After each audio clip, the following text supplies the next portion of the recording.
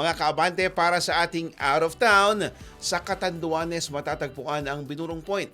Hindi lamang tanyag sa kahangahangang tanawin, kundi pati na rin sa mga kwento at alamat na bumabalot sa kakaibang rock formations nito. Alamin natin ang hiwaga at ganda ng lugar na yan na patuloy na dinadayo ng mga lokal at mga turista. Para samahan tayo mag-out of town, may FYI report si Teen Metro.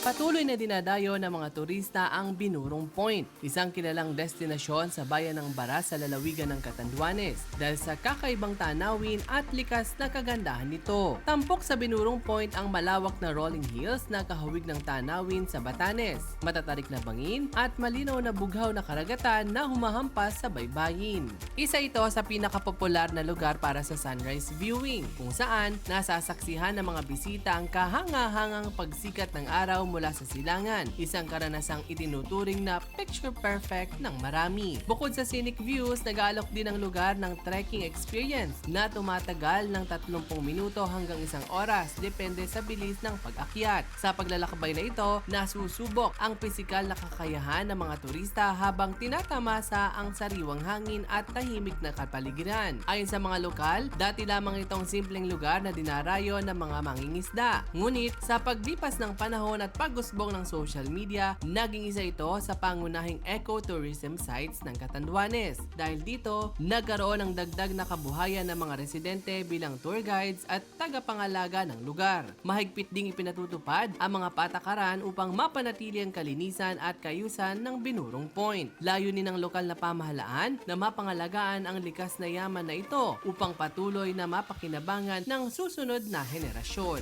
Para sa FYI, Teen Metro, Abante!